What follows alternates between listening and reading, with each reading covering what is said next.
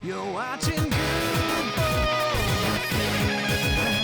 You're watching Good Boy Feast. Fighting just to save our lives. Got you laughing every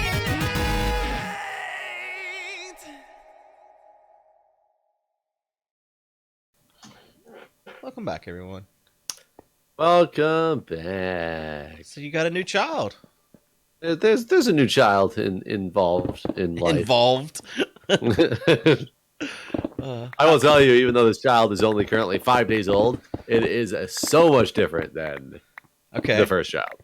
Let's hear some things. Oh, it is barely cries.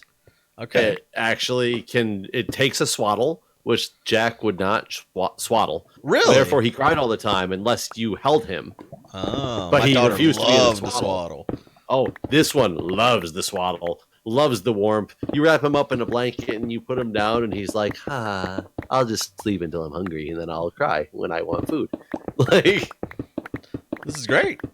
Oh, it is so far. It is such a different experience. I hear about all the time people who have like a first child that's like this one, and then they have a second one and are like, what the hell happened? Like, I don't know what to do anymore. That's why I was always scared of the second. Like, we had such a good luck with the first that I thought, doomed, had to be. So what about sleeping through the night? Do you also love sleeping through the night? I mean, no, they're not supposed to. You have to wake them up for the first 2 weeks of life every 3 hours to feed. You don't, though. Like, you actually do not. Their stomachs. Wait. Are you breastfeeding though? Apparently, it's different if you breastfeed. Yes. So, okay. Yeah, if you don't breastfeed, you don't actually have to wake them up every 3 hours. That's still not true. The stomachs aren't big enough to hold enough nutrients until they get a couple weeks old. That they will sleep through their feed too, if they're like the kind of babies that sleep. But it's really bad for them because then they don't have enough nutrients within them. And like glucose was a big deal when we were at the hospital. They tried to take our baby to the NICU at one point, even though it was like very like rash and ridiculous, like that they were to do that just because the glucose was 1 point under where they wanted it at that particular moment. The glucose, the heel stick for the babies. But there is like some rationale behind the fact that if the glucose is too low, which is what happens when the baby gets like doesn't have enough and sleeps through its feeding, it will be lethargic and tired because it's not getting enough nutrients and therefore not want to eat. And the brain is what is developing off of the glucose that's being sucked in. So yes, there is a rational reason why you do need to wake the baby up for the first 2 weeks of life. Theoretically for the first month, but after 2 weeks, it's like a longer time frame. You can go between 4 and 5 hours instead of 3 that you're supposed to do for the first couple weeks of life. We switched doctors over this issue. And the second doctor was like, no, there's no need for this. But how long did you have a doctor before you switched? See, that's what I can't remember. That's what I can't remember. 2 weeks old at that point. Probably. That's what I can't remember. I wish I knew for sure.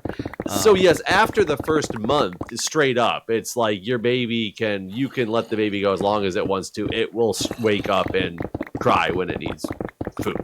Right. But it's the first month like that. So, and I guarantee when you switch doctors, I remember us talking about this. When you switch doctors was not within the first 2 weeks and most likely not within the first month. Maybe not, yeah. Yeah, I don't remember. So you're probably it's the difference between a newborn and an infant. Right. So newborns are between birth and 1 month, and infants start at the 30 days around then time frame. So 30 it starts a whole different concept of. Gotcha.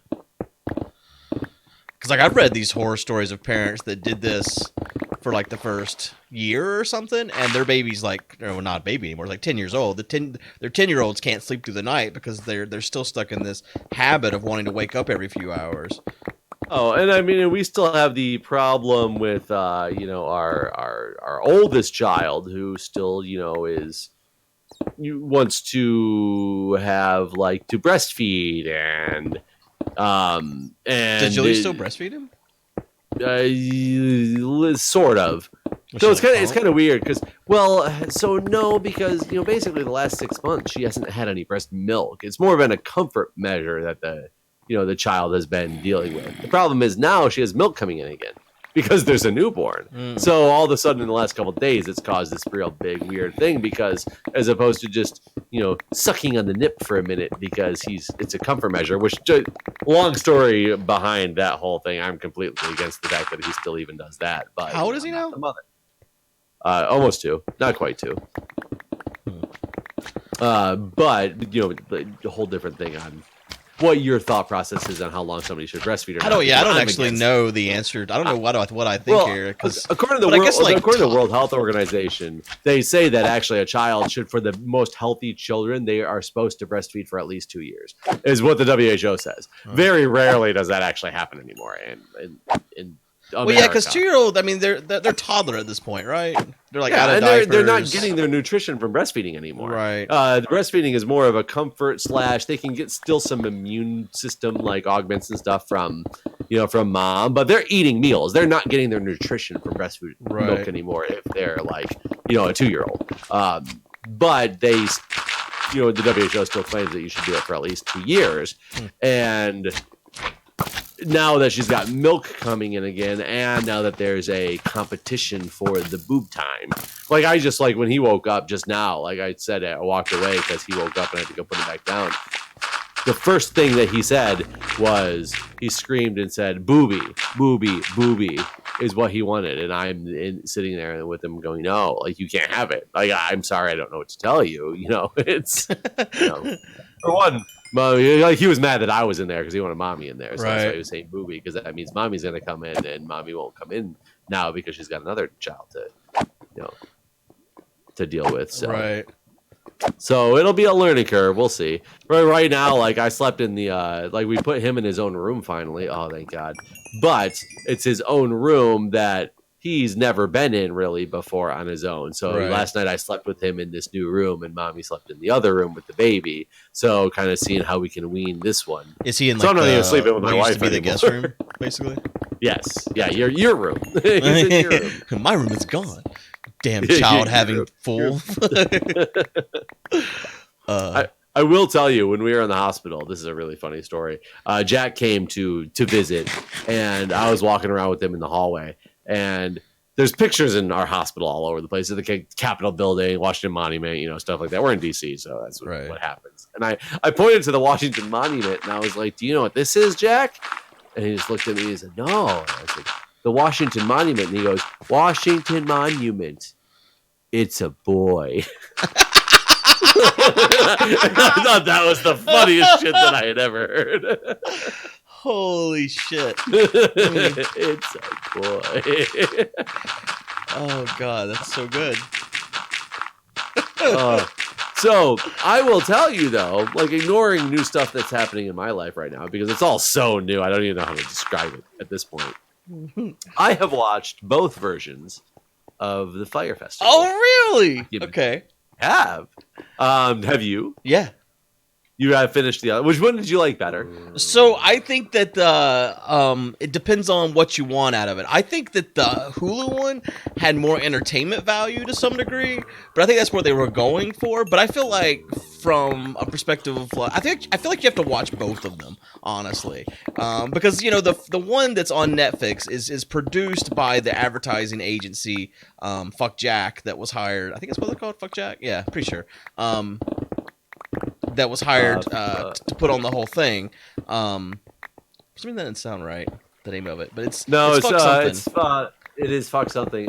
It's not Fuck Jack. Fuck Jerry. Fuck Jerry. That's what it is. Fuck Jerry. Yeah. Don't tell my son to fuck off. Yeah, fuck Jack. Fuck Jack. So they have that behind the scenes footage because they were there recording, but they have a little bit of bias, right? Because they want themselves to look like good guys. So whenever they're talking about some of the shit they were doing, like deleting the social media stuff, they make it sound like, well, we didn't know what else to do. They didn't know what to do. They were ordered to do it, and they had no choice. And they didn't know. Like now that they look at it, it probably wasn't right to do, but they didn't understand what was happening at the time. Yeah. Yeah. Versus when you watch the Hulu version, it's like, these guys are fucking just as sleazy as everybody else, basically, is their point of view on it. But then whenever you look at the Hulu version, I mean, they paid Billy McFarland $250,000 to be there whenever he wasn't supposed to be making money off of anything at that point. regarding. So the did Fyre they paid Festival. him $250K? That's what I was wondering. Like the whole thing, God, he seems like such a entrepreneur. And then as the documentaries and stuff go on, you're just like, he really is just a con artist who might not even know he's a con artist. Yeah, Like, I don't know if he does know, to be honest with you. It was the weirdest thing to watch it and go, I'm not sure he knows what he's doing. Like, I think he thinks this is like appropriate and allowed. Yeah. Yeah, like I think there's several occasions where, yeah, that's exactly the Like, truth. why else was he on the island telling people like to go free for all, go get your tents and all that stuff, trying to quote unquote problem solve? If he was really just a big con artist, he'd fucking bail the hell out of there. But he was there. Right. Yeah, no, I think he was like, so whenever you watch both of them, I feel like there were the intentions of putting on a real festival. I don't think that this was supposed to be what it was. You want to sleep? Yes. I think that they really meant to not do what they did, and it just happened that they did do what they did. Yeah, I know, and I completely agree with you, and that's why I think it's so weird, because it seems like you could have easily just been a con artist and conned all those people out of money, but instead it was like, you really tried to do something and you just failed miserably, and so miserably because you conned so many people in so many different ways, but you thought some product was coming out of it. That never happened. Yeah, exactly. I don't know. It's just so weird. I want to know, and this is the thing that bothered me almost the most on the whole thing. How the fuck did they get a hold of FEMA tents? One of the like the handlers, basically found them. Luckily, they Found them. So like they were available for sale. Basically, yeah. Does FEMA not keep those tents? I guess FEMA not. have those tents for emergencies? Like, and that's what I couldn't figure out. It was after some hurricane that they were left. It was after basically. Hurricane Michael, they said. But wouldn't they get them back for the next hurricane? Or I do they guess just not. make new tents for the next one? I guess they make new ones. That doesn't make sense, right? I mean, FEMA FEMA has an endless supply of tents. I mean, I agree. Like, did they sell them for a markup, basically? Did FEMA make more off of this than it would cost to get the originals, sort of thing, so that it made financial sense to do? If FEMA lost money off of this, we have a problem either with an even bigger problem in what happened with that festival, or a problem with the way FEMA runs. Right. I would like to think that what happened was FEMA made a profit, so to speak, and as a result, they can technically get more tents than what they sold those tents for, so to speak. Yeah, that would be a nice thing to think about. But yeah, watching, because you said you watched Netflix first. Yes. Honestly, I think that's first. the order to watch them in too, personally. But I mean, I guess it doesn't really matter. So I will honestly say that I watched Hulu first, and I think I had a little bit more context going in. I think the Netflix one had me a little confused in some areas that I wouldn't have understood had I not watched the Hulu one. But at the same time, I might have had more context from some of the Hulu things at watching the Netflix one. Off the top of my head, I couldn't tell you what, because I just watched them both in like a week span, and so I don't remember. But I do remember watching the Netflix one. Going, I don't remember how I wouldn't have known how they got to this point had I not watched the Hulu one. But I think at the same that time, both of them kind of assume you already know what the Fyre Festival is, and were like a part of the social media meltdown that happened. Because that's how. I think I went into it already knowing what happened, and remembering it from Twitter and all this stuff. See, and I did not remember it. One of the things was the orange text, the Twitter. Mm-hmm. The orange Twitter, the orange tweets, the Instagram that they had all the influencers go out, or the Instagram, yeah. Hulu documentary explained very well what it was and what the intent of it was. Whereas I think the Netflix one just kind of jumped into, and then the infamous orange tweet came out. And I was like, okay. Like, I'm glad I know what the orange tweet is because I watched the Hulu documentary, but I don't think they explained at all, like, what the orange tweet meant and why it was a big marketing ploy and all this stuff. And I guess that's not good documentary practice if you're not explaining it and assuming people know some of it because I guess already knowing that stuff, it didn't strike me as odd because I knew it. But that's a good point that if you don't already know what you're talking about, the documentary should be the thing that's telling you these things. Like you should be able to go into that not knowing anything and leave it knowing things, not like what. Right. I am not confident. I guess confident's not the right word. I'm not certain of why both Netflix and Hulu decided to make documentaries about it at the same time 2 years after the fact. I think they probably started working on it immediately. And they both coincidentally released them at the same time? Like, I don't know why I've never seen competing documentaries before. So, and it's not like they were competing with each other. Like, one didn't have a different angle that the other one had, in my opinion. Granted, they came from a perspective of, like you said, the marketing company, and one actually had Billy McFarland, actually interviewing the camera and things like that. I don't think the Billy McFarland pieces added anything to the documentary. It really didn't. I mean, it just made him look like more of a piece of shit, and he really didn't answer any questions. They really got ripped off in the $250K, in my opinion. And I'm surprised he'd be allowed to have $250K. He's not supposed to. So how do you know he got it? Well, that's just what they reportedly paid him. I don't know what happened to that money. I don't know if anyone sued for it, but he's in the middle of tons of lawsuits. So, he's also in the middle of jail. That is another thing he's in the middle of, which was weird watching that. I don't know when exactly his section was recorded and stuff. Was this prior to sentencing or like? Well, that was another strange thing as well. But no, he kept saying he wouldn't talk about pending lawsuits, right? And whatnot, but then they were like, he said like pending criminal investigations, and then one of the guys, you could hear him off camera say there aren't any pending criminal investigations. That's done or some shit like that to him, and he just kind of just sat there stoic. Yeah, I don't. Him being in it very much threw me off, and I don't think it added anything to the documentary, watching it from that Hulu perspective and seeing him in it. What'd you think about the blowjob master? Oh, I thought that was interesting. Did that guy just have the wool over his eyes as well? Yeah, because he'd been supporting Billy through multiple ventures. This was not his first rodeo with Billy. And he really thought Billy was, a genius, basically. I mean, when you look at his fucking black card, that thing in itself was just a scam. Like, every business he's ever done was just a scam. But people didn't realize it. Like, what was up with that woman that gave him millions of dollars? Like, why was she continually doing that? The whole thing makes absolutely no sense. And what I'm more surprised at is at watching the documentary, started seeing about magnesis, like you said, the black card.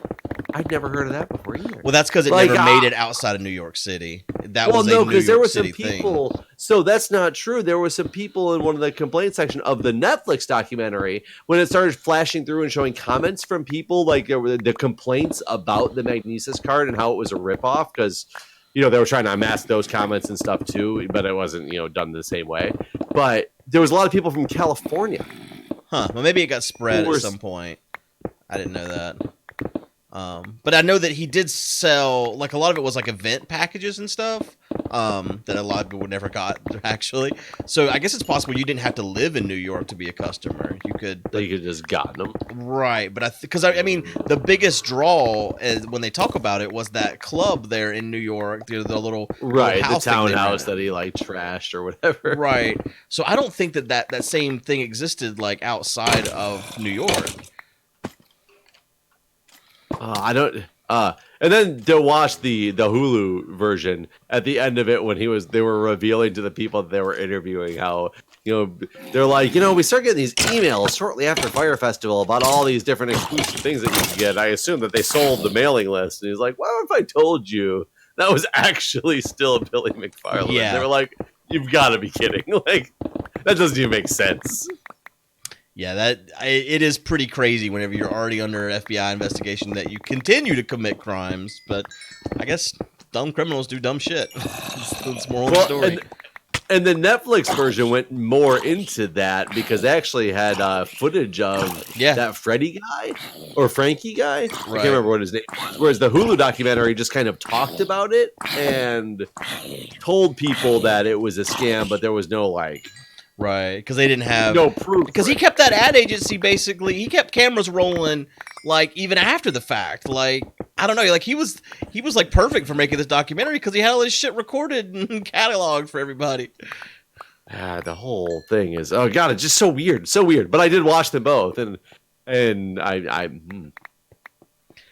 don't even know what to say. It was entertaining. It was very entertaining to watch. If you guys haven't seen them, very entertaining. Documentaries. People have argued with me about this. They're like, I don't understand why you're watching these. I don't understand why you keep talking about it. Why you think it's entertaining. I think there's some aspect of watching these people get ripped off, and I hate to be like this. What is it? Sadomasochist? Is that the correct term? Someone that enjoys not sano. Someone that enjoys the pain of others. I mean, I don't enjoy the pain of others, but for some reason, there's something about that particular thing where it's just like you were all really dumb and you did really dumb things, and you kind of deserve it a little bit. Well, and the sad thing is, I don't necessarily feel. I do and I don't, because I don't understand how you got so many people like social influence. It kind of proves the power of social influence and how so many people out there are just based on social influence, being socially influenced or influenced. Well, that's one of the things I said in my Discord was like, this is a good documentary to see how you could be influenced by, like, all you need is advertising. You don't actually need a product, like, because they were advertising a product that never ever existed. Yep. And the people that were at one of my favorite parts is in the Netflix documentary where it's like him and Ja Rule and some of the models when they were doing this party thing, and they're all trying, the models are trying to understand exactly what they're advertising, and Billy's like, just imagine these fucking losers in their basement, and they got mommy's credit card, and they don't know what the fuck to spend it on, but they see you hot babes out here on the beach, so we're just gonna take all these fucking losers' money. Like, that right there summed it all up from that moment. Like, this, he knew he was ripping these kids off. Oh, he absolutely knew what he was doing. I've never been a person to randomly see a tweet or an Instagram from somebody really popular and be like, that's the thing I gotta do. Never has happened in my life. I understand it will get that, the word of mouth and get it out there. More people will be talking about it. And then you might be influenced from the perspective of, man, everybody's talking about this thing. Maybe it's going to be like a lot different or a lot better or whatever than I thought. And it gets it out there just from an advertising perspective and all. But those first couple people who just immediately like bought tickets because of a model tweeted it out. Yeah. Right. What, really? Like, what? And just the price of some of that shit, it's just crazy. It's just crazy that the amount of money people put on these little wristbands and shit. Yeah. Well, did it ever talk about what people actually put on them? The email said the average person puts $3,000 on it. Right. It did not ever say, but then there were people that, like when this was all going down, tweeting about how they had put 20,000 on and stuff like that. So in the documentary, though, I don't think anyone ever said either way. But I do remember back when it was all happening, these people crying about, I had $20,000 on this wristband. There's nothing to spend it on. Yeah. And the cheese said, I did think that the Netflix documentary, those fuck Jerry guys, that main dude, I don't remember the guy with the looking dude, the yoga instructor. And he said something like at the end, he was like, we kept coming up with all these problems. And I feel sort of as if us helping solve the problems as they came up enabled this festival to happen.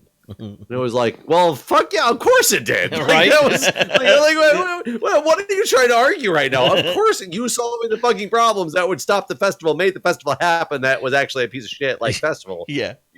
Like, I don't know what you're trying. That was literally fuck Jerry trying to save face and say we were just kind of doing what we were supposed to be doing. But also the fact that one dude, the suck dick dude, he apparently found a food vendor at the last second, and then they were appalled at the fact that the food vendor was serving cheese sandwiches. Like, what did you think that they were going to serve when you gave them a week notice for a festival? Like, right. I wonder how different it would have been had the rain not hit the night before. I think it still would have been pretty fucked, but I feel like that rain fucked them. That was like the final fucking.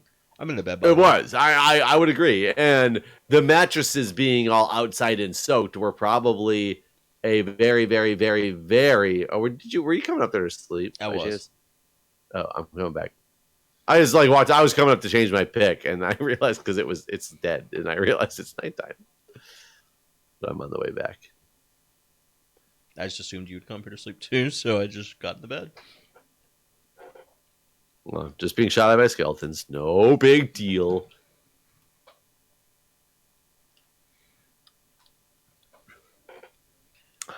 Chug, chug, chug, chug. What's chug, interesting chug, to me is how Ja Rule just got out of the whole thing skate-free. He started another company that's exactly like the Fyre app. It's called Icon. Icon or whatever? Icon, yeah. Yeah, that's... It's interesting, except for the fact that I guess Billy's name's the one that's on all the paperwork. Yeah, but then you got Ja Rule on Twitter upset that people forgot about him or something. He's like, "This was all my idea, everybody. It was all my idea." Like, what are you trying to do, Ja? He wants to make sure people know it was his idea. Yeah, to fuck everybody over. That's kind of what it seems like. Like, hey, Ja. Like, if I was Ja's lawyer, it's kind of one of those moments. Like, hey, man, shut up. Just shut up, man. Just fucking make a record or something. Be quiet. Yeah, I will say for those watching, if you haven't seen it or either one, I think you could get away with watching just one or be okay. Both of them was kind of entertaining, but I don't think one added that much more than the other one did. Like, you got the concept of what was happening. Sure, I think you can just watch one, but I think if you watch one and you find it interesting at all, you should watch both. Oh, agreed. When I watched the Hulu one, I was like, damn, actually entertaining. I can't wait to watch the Netflix one. And then I watched the Netflix one after the baby was born and back home. So I watched the Netflix one or the Hulu one right before hospital. And then I watched the Netflix one after we got back from the hospital. So I had a little bit of time to digest. Right. And then see. Yeah, definitely very entertaining. But I'm more baffled that I haven't heard about it. Now, so I started asking all my friends that have, come over, seen the baby, this and that, if they've heard about Fyre Festival or this thing with Billy McFarland, and everybody's like, I don't know what you're talking about. So nobody in my circle has any clue about this stuff when it happened, and I also did not. There's a guy that watches my stream. His name's Lab Tech, and he was actually there. Lab Tech was at the festival? Yeah. Oh, yeah, Lab Tech watches my streams as well. I need to talk to Lab Tech. Yeah, Lab Tech went got to that the insider info. Wait, what? Is Lab Tech in with the influencers? Was he like? I want to know what made Lab Tech want to go. He's probably just one of those millennial things. Did he see it from a model and go, I need to be to that? Or was he one of those paid people? Was he an influencer? No. He was just one of the attendees. Did he actually go and leave that day? Did he stay there? I don't know. He won't talk about it. I think he's embarrassed. He won't talk about it. So people went, and then a bunch of people headed toward the airport that night. And they realized that they just they had lots of people didn't ever even leave their home, thankfully. But then those people that got locked in the airport, that's just crazy. So what happened to the people on the island? They never talked about the people that were still there. What do you mean? The people who didn't go to the airport. What'd they do for the weekend? They eventually got forced to leave, but that first they were there for 2 nights basically, and they ransacked. They you heard them talking about. But that's what their plane was supposed to leave 2 days later, right? Yeah. Did they just take their normal scheduled flight home and stay on the island for 2 days? I think so. What did they do on there? Did they eat? Did they just go to the Exumas? Because they could have just gone into town. Yeah, I don't know. I have no idea what. I mean, I remember back whenever this was all happening, you could have found out more info on Twitter because they were talking about it. But yeah, I don't. Yeah. I don't know if they basically got pulled out sooner or if they were there for the whole 2 days. I don't actually know. But anyways, we probably should wrap this episode up. All right, guys. Thanks for watching. Thanks. Bye, everybody. See